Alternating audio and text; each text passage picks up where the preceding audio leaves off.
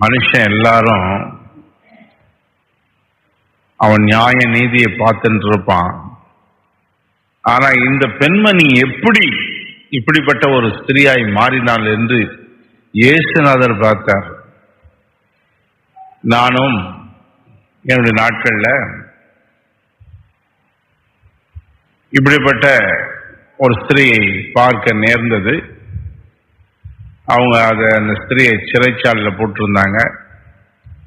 அப்பொழுது என்னுடைய friend missionary ஊழியம் செய்கிறவர் இந்த பெண்மணியை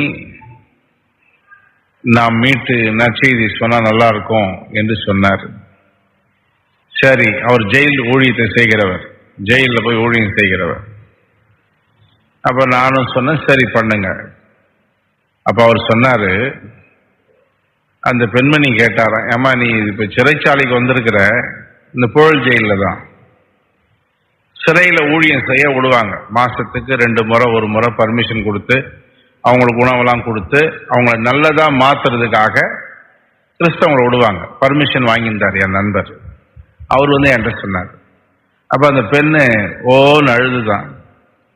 ஏமா அழுவுற? ஆண்டவர்களை நேசிக்கிறாருமா? ஐயா, நான் பிறக்கும் போது உபச்சாரிய பிறக்கல, இன்றைக்கு இந்த நிலைமையில கொண்டு வந்து என்னை உள்ள போட்டுட்டு இருக்கிறாங்க. என்ன நீங்க அதே கண்ணோட்டத்துல பார்க்காதீங்க. நான் பிறக்கும் போது எனக்கு புத்தி தெரிஞ்ச வரைக்கும் நல்லாதான் கவர்மெண்ட் பள்ளிக்கூடத்துல படிச்சுன்னு எல்லாம் செஞ்சேன். என்னுடைய தாயார் இறந்துட்டாங்க. என் தகப்பன் வெளியூருக்கு போயிட்டு வீட்டு வேலை செஞ்சுட்டு வந்து கொடுப்பாரு. எங்க உறவினர் வீட்டில் இருந்தேன். அவங்க என்ன ஒரு 16-17 வயசுல இருந்தே தப்பாக என்னை ஈடுபடுத்த சொல்லி அதுல வர காஸ்ட் அவங்க சாப்பிட்டு என்னை அப்படியே கொண்டு வந்து ஒரு என் உடம்ப விற்கிற வியாபாரியா என்னை மாத்திட்டாங்க. நான் அதிலே 5 வருஷத்துக்கு மேல அவங்களோட இருந்து அங்க இருந்து வெளியே போகணும்னு பார்த்தாலும் என்னை அடிச்சு பிடிச்சி, எங்க போனாலும் தேடி வந்து அடிச்சு பிடிச்சி எடுத்துன்னு வந்து மீண்டும் அந்த தொழிலுக்கு நீ இருக்கணும், இல்லைன்னா உன்னை கொலை பண்ணிடுவேன்னு சொல்லி என்னை ஈடுபடுத்தினதுனால என்னுடைய பேர் இப்படி ஆகி போச்சு, என் வாழ்க்கை இப்படி ஆகி போச்சு. நானும் என்னுடைய வாழ்க்கையை தொடர்ந்து நடத்துவதற்கு பணம் இல்லாததுனால அவரை விட்டு வெளியே வந்து விட்டேன். இப்பொழுது வந்தோம், எனக்கு 30 வயசு ஆகுது. நான் இந்த தொழில் செய்துதான் பிழைக்கிறேன். நான் இதை விரும்பவில்லை, ஆனாலும் பிழைப்பதற்காக நான் தள்ளப்பட்டேன். அன்னைக்கு அவங்க வீட்டில் சாப்பாடு சாப்பிட்றதுக்காக இந்த தொழிலுக்கு ஈடுபட்டேன். கடைசியில் என் வாழ்க்கையே ஒரு விபச்சாரியா முடிஞ்சிடுச்சு. ஆனால் நான் இதை விரும்பவில்லை. அப்புறம் உன்னுடைய அப்பா யார் என்றெல்லாம் கேட்கும் பொழுது, அடிப்படையா நல்ல வசதியான ஒரு தகப்பனுடைய பெண் அவள் சொற்றெல்லாம் ஏமாற்றி விட்டு அவளை விபச்சாரத்தில் ஈடுபடுத்தி சொந்தக்காரர்கள் இருந்திருக்கிறார்கள். சரி, இப்பொழுது நீங்க இதுக்கு வந்திருக்கீங்களே இந்த சிறைச்சாலைக்கு, அவங்க யாருன்னா வந்து பார்ப்பாங்களா, எடுப்பாங்களா? எடுக்க மாட்டாங்க, வரவே மாட்டாங்க, பார்க்க மாட்டாங்க. காலம் போயிடுச்சு. என்னை வைத்து அவங்க சாப்பிட்ட காலங்கள் போயிற்று. இப்பொழுது என்னை கண்டுகொள்வதில்லை. நான் இந்த தொழில் செய்துதான் சாப்பிடுகிறேன். ஆனாலும் என் வாழ்க்கையில் மாறுதல் வரணும், நான் மாறணும்னு விரும்புகிறேன் என்று சொல்லும் பொழுது என் நண்பர் இயேசு பற்றி சொல்லியிருக்கிறார். இது போல சாகடிக்க வேண்டும் என்று கொண்டு வந்த ஒரு பெண்ணை இயேசு கிறிஸ்து மன்னித்து வாழ்வு கொடுத்தார். நீ மன்னிப்பு வாங்கி கொண்டு மனம் திரும்பி இந்த இயேசு கொடுக்கிற ரட்சிப்பை நீ பெற்றுக்கொண்டு உன் வாழ்க்கையை மாற்றிக்கொள்ள நீ விரும்புகிறாயா என்று அவர் கேட்க, மனம் கசந்து அழுது, இயேசு கிறிஸ்துவின் அன்பு, இயேசு கிறிஸ்துவின் பாவ மன்னிப்பு, இயேசு கிறிஸ்து தூய மார்க் எனக்கு வேணும், எனக்கு ஒரு எதிர்காலம் வேணும், நான் நிம்மதியா வாழணும், நான் இந்த தொழிலை செய்து வாழக்கூடாதுன்னு சொல்லி கதறி வாழ அவர் ஒப்பு கொடுத்து வேதத்தை படிக்க ஆரம்பிச்சுட்டா. கொஞ்சம் படிச்சிருந்தா 8ஆம் கிளாஸ் வரைக்கும். அதனால அந்த வேதத்தை படிக்க ஆரம்பிச்சு நல்ல மனம் திரும்பி ஏசப்பா பிடிச்சிக்கின்னு நல்ல மனம் திரும்பும் போது இவர் பெயில் எடுத்து வெளியே கொண்டு வந்துட்டாரு. சர்ச்சைக்கு போனா, ஒப்பு கொடுத்தா தன் 30 வயசுல. கர்த்தருக்காக ஒரு பகுதி நேரம் நாட்கள் போனது, அபிஷேகம் கிடைத்தது, ஊழியங்களை செய்தால் அப்படியே போனது. கர்த்தர் ஒரு நல்ல பரிசுத்தமான ஒரு மகனை, ஒரு மாப்பிள்ளை அவளுக்கு துணையாய் கொடுத்தார். கர்த்தர் கட்டுனாங்க, 2 குழந்தைங்க, ஆசீர்வதித்தார் அந்த வாழ்க்கையை. கடைசியில யாருக்குமே தெரியாது இவள் ஒரு விபச்சார ஸ்திரீயாக இருந்தால் என்று யாருக்கும் தெரியாது. இன்றைக்கு மேன்மையான ஒரு ஊழியத்தில் இருக்கிறாங்க. அவங்கள பார்த்தீங்கன்னா இவங்க இப்படி ஒரு நிலைமையிலிருந்து வந்தாங்கன்னா நீங்க கண்டுபிடிக்க முடியாது. அவர் சொல்வா, அழிந்து போற வாழ்க்கையை உருவாக்கி தந்தவர் இயேசு கிறிஸ்து. ஹல்லேலூயா, ஹல்லேலூயா. இந்த பாவ மன்னிப்பு என்பது அவ்வளோ விஷயம். யாரும் பாவத்தை மன்னிக்க முடியாது, அந்த பாவத்திலிருந்து உங்களை வெளியே கொண்டாட முடியாது. அந்த வல்லமை இயேசு அப்பா கிட்ட தான் இருக்குது. ஒருவனை பாவத்திலிருந்து வெளியே கொண்டாடுறது வல்லமை இயேசு அப்பா கிட்ட தான் இருக்குது. ஏனென்றால் இந்த பூமியில் அவர்தான் நமக்காக தன் சொந்த ரத்தத்தை சிந்தி சிலுவையில் மரித்தார். வேதம் சொல்லுகிறது 2 கொரிந்தியர் 5:21, நாம் அவருக்குள் தேவனுடைய நீதியாகும்படிக்கு பாவமறியாத அவரை நமக்காக பாவமாக்கினார். நம்ம எல்லாருடைய பாவத்தையும் இயேசு கிறிஸ்து ஏற்றுக்கொண்டு இப்பொழுது நம்மளெல்லாரையும் பாவியா இருந்த நம்மளெல்லாம் நல்ல மனுஷனாய் மாற்றுகிறார் இயேசு கிறிஸ்து. அந்த இயேசு கிறிஸ்து அவனுடைய அன்பு எப்படி புரியுது என்று பார்க்கும் பொழுது, நாம் நல்லவங்களாகவோ இருக்கப்பட்டவங்களாகவோ இல்ல ஞானம் உள்ளவங்களாகவோ அழகுள்ளவர்களாகவோ இல்லை, நாம் பாவிகள். நம்ம எல்லாரும் இப்போ நீங்களும் பரிசுத்தம் அடைய போறீங்க, இங்க வந்திருக்கிறவங்களும் நல்லவங்களா மாற போறீங்க, கவலைப்படாதீங்க. இயேசு கிறிஸ்து கிட்ட வந்துட்டாலே ஒரு புது வாழ்க்கை தான். சாக போற வாழ்க்கை இல்ல, இனி புது வாழ்க்கை தான். இயேசு கிறிஸ்து உங்கள் பாவத்தை மன்னித்தார் என்றால் அப்படியே சும்மா பட்ட மரம் அப்படியே துளுக்கும், பட்ட மரம் அப்படியே துளுக்கும். கவலைப்படாதீங்க, தேவன் அப்படிப்பட்ட வாழ்க்கையை உங்களுக்கு செய்வார். தேவன் நல்லவர், அன்பு நிறைந்தவர். அவருக்கு மட்டும்தான் பாவங்களை மன்னிக்கக்கூடிய அதிகாரம் இந்த பூமியில் இருக்கிறது. மத்தேயு 9ஆம் அதிகாரத்தில் பூமியிலே பாவங்களை மன்னிக்க மனுஷகுமாரனுக்கு அதிகாரம் உண்டென்பதை நீங்கள் அறிய வேண்டும். பாவங்களை மன்னிக்க வேற ஆடு மாடு கோழி ரத்தம்லாம் முடியாது, தீர்த்தங்கள் எல்லாம் முடியாது. என்ன பரிகாரங்கள், பூசணிக்காய் பரிகாரங்கள்லாம் முடியாது. தேங்காய் திஷ்டி, அந்த எலுமிச்சம்பழங்கள் எல்லாம் கூறுகிட்ட அந்த கத்திரிக்காய் கூறு மாதிரி இருக்கிற அந்த காய்கறியை வச்செல்லாம் முடியாது. எனக்கு தெரிஞ்ச ஒருத்தர் சென்னையிலிருந்து காசி வரைக்கும் போனார், 3,4 லட்சம் செலவு பண்ணார் கர்மம் தொலைன்னு. நம்முடைய தமிழ் பழமொழியில இருக்கிறவங்க சொல்றாங்க, காசிக்கு போனாலும் கர்மம் தொலையாது, ஊத்த போனாலும் உள்வினை அகப்பை போகாது. ஊத்த போனாலும் உள்வினை அகப்பை போகாது என்ற பழமொழி.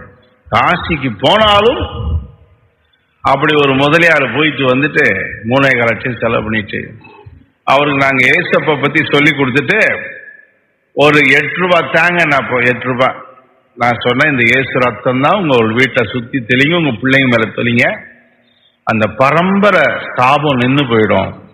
ஈரல் வீங்குங்க, 6 வருஷம் இருப்பாங்க, 40 வயசுக்கு மேல தாண்டவே மாட்டாங்க, 40 வயசுக்கு மேல தாண்டவே மாட்டாங்க.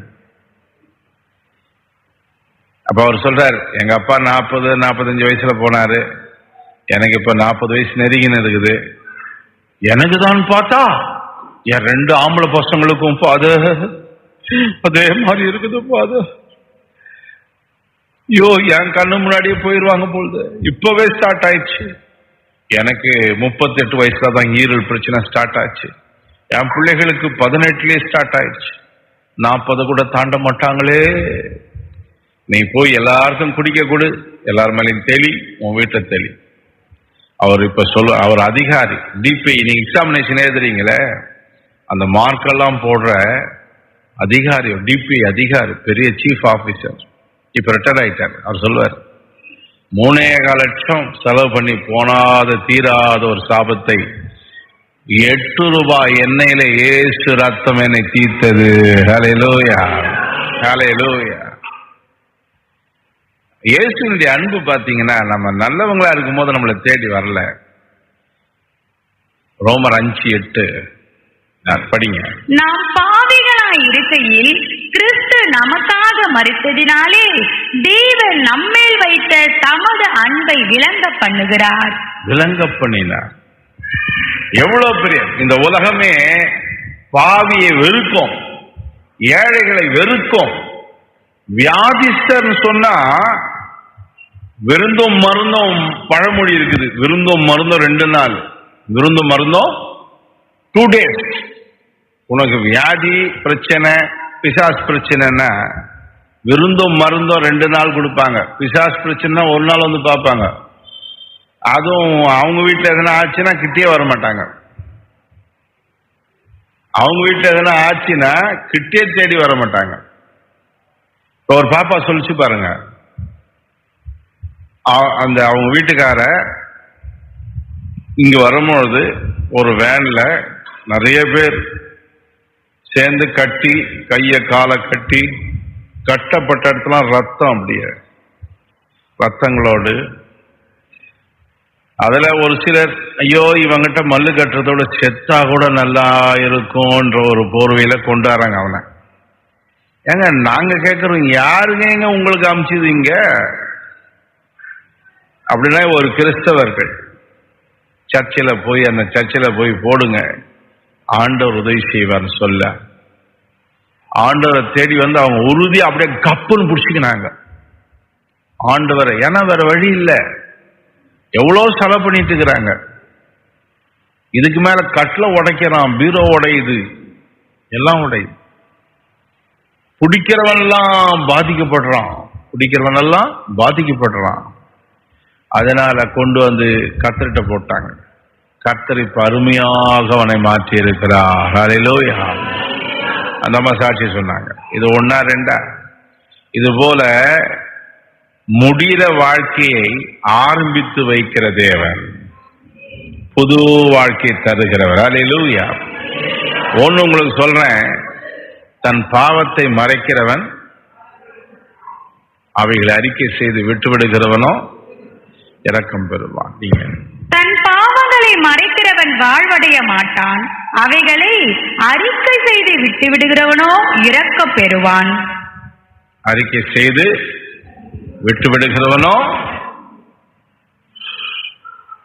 இரக்கம் பெறும். அதை அறிக்கை செய்து விட்டு விடுகிறவனோ ஆண்டோடைய இரக்கத்தை என்ன செய்வான்?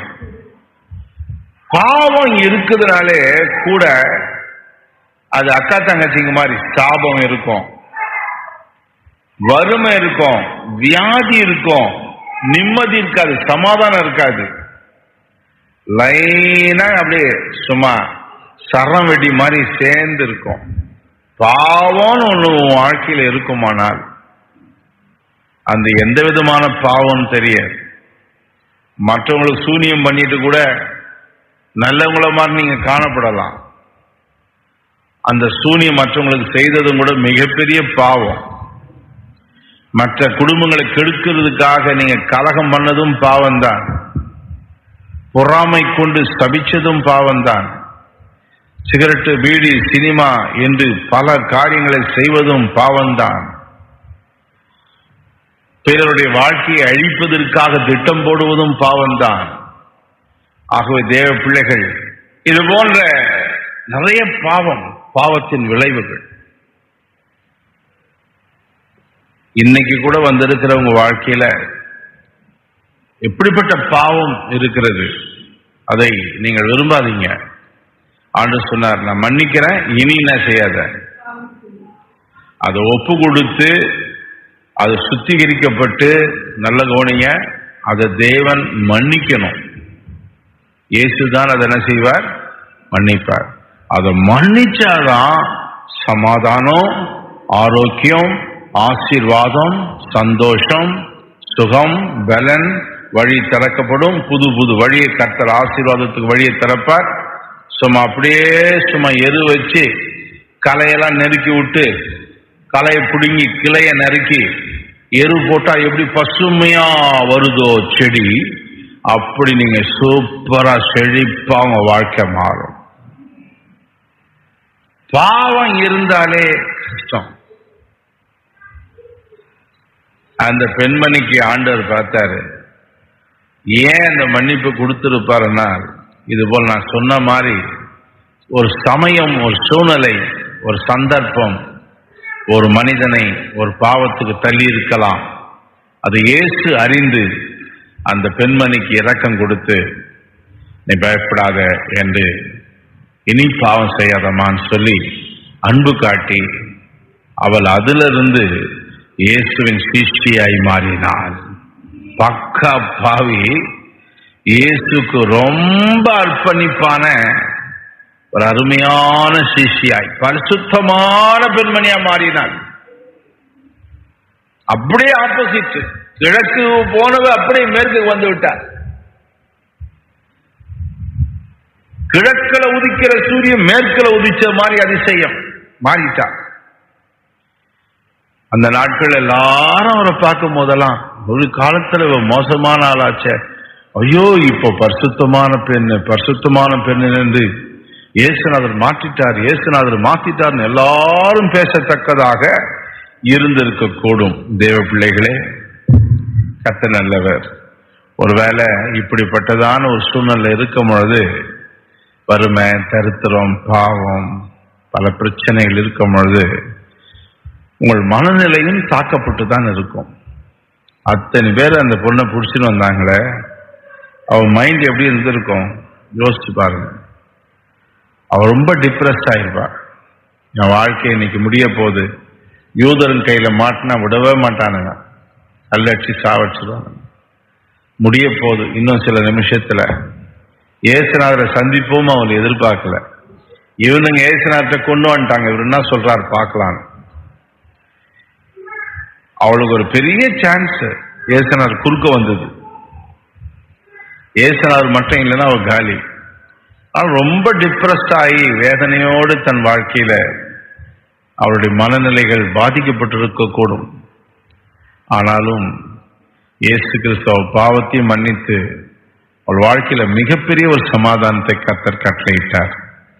இன்றைக்கு இந்த இரவில் வந்திருக்கிறீங்க, உங்க வாழ்க்கை மாறணும், எனக்கு ஒரு நிம்மதி வரணும், எனக்கு ஆரோக்கியம் வரணும் என்று சொல்லி விரும்பி இல்லாமல் இந்த இயேசு கிறிஸ்துவ முழுசா நீங்க பிடிச்சிங்க. இயேசு ஒரு மத தலைவர் அல்ல, இயேசு ஒரு மக்களுக்கு சார்ந்தவர் அல்ல, எந்த மனிதனுக்கும் சமாதானத்தை கொடுக்கக்கூடிய ஒரு கடவுள், பாவத்தை மன்னிக்கக்கூடிய கடவுள், பாவியை நேசித்து வந்த கடவுள். பாவியை ரட்சிக்க கிறிஸ்து உலகத்தில் வந்தார். பாவியை ரட்சிக்க, பாவத்திலிருந்து மீட்க இயேசு கிறிஸ்து உலகத்தில் வந்தார். வேற இந்த பூமியில எந்த சாஸ்திரம், எந்த புஸ்தகத்திலையும் பாவத்தில் இருக்கிற ஒரு மனிதனுக்கு வாழ்வு கொடுக்க ஒரு இறைவன் வந்ததாக நீங்க எங்குமே படிக்கவே முடியாது. இயேசுநாதர் வாழ்க்கையில மட்டும்தான் பாவிக்கு ஒரு வாழ்க்கை கொடுக்க வந்தார். பூமியில பாவிக்கு பரலோகத்தை கொடுக்க வந்தார். மனந்தர்மன பாவிக்கு எங்க வரைக்கும் போறாம, ஆமா, பாவிக்கு ஒரு தகுதியான வாழ்க்கையை கொடுக்கிறார். நீ பாவம் செஞ்சுதான், காக்கா பிடிச்சுதான், அப்படிலாம் இருந்துதான் இந்த பூமியில நீ வாழணும்னு அவசியம் இல்லை.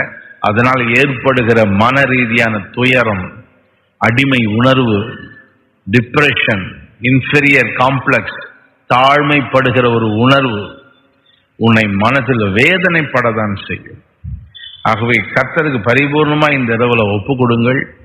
கர்த்தர் அவளுக்கு வாழ்வு கொடுத்தது போல இன்றைக்கு அவளை போல ஒரு ஆள் ஆம்பளையிலோ பெம்பிளையிலையும் இங்க யாரும் இல்லை. யாருமே இல்லை. அவ்வளோ ஒரு மோசமான ஒரு சூழ்நிலையில் இருந்த ஒரு பெண்ணை நம் ஒருத்தரும் அதில் இல்லை. அப்படிப்பட்ட ஒருவளுக்கு ஆண்டவர் வாழ்வை கொடுப்பாரானால் இந்த இரவுல வந்திருக்கிற உனக்கு நிச்சயமாய் ஒரு நிம்மதியான வாழ்க்கை தேவன் கொடுப்பார், சமாதானத்தை கொடுப்பார். பாவத்தை மன்னித்து சாபத்தை நீக்கி, அது சாபம்னா தெரியுமா? ஒண்ணுக்கு எடுக்க ஒண்ணு சொல்லுவாங்க. இப்பதாங்க பல்லு பிரச்சனைன்னு போனேன், அதுக்குள்ளே டக்குன்னு சுடு தண்ணி கண்ணில் போட்டுச்சுங்க. சரி, அதை போய் பார்க்கலான்னு போனேங்க. அப்புறம் பார்த்தா நைட்ல படுக்கும்போது எறும்பு காதுல ஏறி போச்சுங்க. ஒண்ணுக்கு எடுக்க பல்லும் போச்சு, கண்ணும் போச்சு, இப்ப காதும் ஒண்ணுக்கு எடுக்க ஒண்ணு. என் பையனுக்கு இப்படி ஆச்சு, அப்புறம் புருஷனுக்கு அப்படி ஆச்சு, ரயில் மாறி. இதெல்லாம் சாபம். இயேசு கிறிஸ்துவை பற்றிக்கொள் உறுதியா. யாரையும் பார்க்காத. சமுதாயம் உன்னை வாழ வைக்காது. உச்சி கொட்டிட்டு போயிடும். தெரிஞ்சவங்க ஒரு ஹெல்ப் பண்ணிட்டு போயிடுவாங்க, ஒரு 200 ரூபாய் கொடுத்துட்டு போவாங்க. இயேசுநாதர் உன்னை ஆசீர்வதித்தால் நீ மேன்மையாய் வாழ்வாய். ஹல்லேலூயா, ஹல்லேலூயா. ஆகவே தேவ பிள்ளைகளே, கர்த்தர் நல்லவர். உன்னுடைய மன ரீதியான பிரச்சனைகளை நீக்கி, இதுக்காக நீ மனம் உடைந்து ஐயோ என் வாழ்க்கையில் எப்படி இருக்குது, நான் செத்தா கூட பரவாயில்லன்னு நீ யோசிக்க வேணாம். சில பேர் உன்னை ஏமாத்திருப்பாங்க, அதனால நீ செத்து போகணும்னு அவசியம் இல்லை. வாழ்ந்து காட்டு. இயேசு உனக்கு வாழ்வை கொடுக்க போறார், வாழ்வை கொடுக்க போறார். வாழ்ந்து காட்டு. உன்னை வாழ வைக்க போகிறவர். மனம் உடைந்து வறுமை கடன் பிரச்சனையினால எதுக்குதான் இந்த பூமியில் நான் வாழறேன், எவ்வளோ கடன், சம்பாதிக்கிறதெல்லாம் கடனுக்கு போகுது என்று நீ நினைக்கலாம். அது அத்தனை மன ரீதியான பிரச்சனைகளையும் கர்த்தர் நீக்குவார். இப்ப இந்த பெண்ணு முன்பு காலத்துல விபச்சாரம் செஞ்சுதான் சாப்பிட்டா. இயேசுநாதர் கிட்ட வந்து மன்னிப்பு வாங்கின பிறகு, இயேசுநாதர் இந்த மனம் திரும்புதல், இயேசு கிறிஸ்துவை ஏற்றுக்கொண்ட பிறகு அவளுக்கு எப்படி சாப்பாடு கிடைச்சது? ஆண்டவர் புது புது வழியை திறப்பார், நல்ல வழியை திறப்பார். ஹல்லேலூயா. நாம திருடிதான் சாப்பிடணும் இல்ல, நேர்மையான வழியை ஆண்டவர் திறப்பார், உங்களை ஆசீர்வதிப்பார்.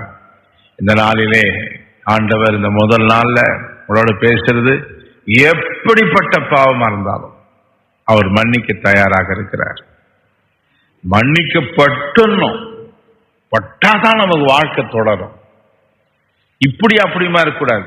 உணர்ந்து எத்தனை வருஷமா கேவலமான ஒரு வாழ்க்கை வாழலாம், ஒரு வெற்றியே இல்லை, நிம்மதியே இல்லை, செழிப்பே இல்லை. 20, 30 வயசு, 40 வயசு போயிடுச்சு, சில பேருக்கு 50 வயசு போச்சு. இப்போதாகில ஒப்பு கொடு. இருக்கிற குறை வருஷங்கள் நிம்மதியா வாழ ஆண்டவர் வழி திறப்பார். 20, 30 வயசு இருக்கிறவங்க சீக்கிரம் ஒப்பு கொடுங்க. ஏன்னா வாழ்க்கை வேஸ்ட் பண்ணிடக்கூடாது. வாழ்வு ஒரு முறை, அது நல்லா சந்தோஷமா நீ வாழணும். வேதனையோடு வாழக்கூடாது. பாவம் இருந்தா வியாதி உன்னை பிடிக்கும், வறுமை உன்னை தேடி வரும். ஒன்னொன்னா அழிவுக்கு நேரா போயினே இருக்கும். கடைசியில உன் ஆன்மா பாதாளத்துக்கு போய் சேரும். ஆகவே இந்த இரவுல கேட்கிற நீங்கள் கர்த்தருக்கு ஒப்பு கொடுங்கள்.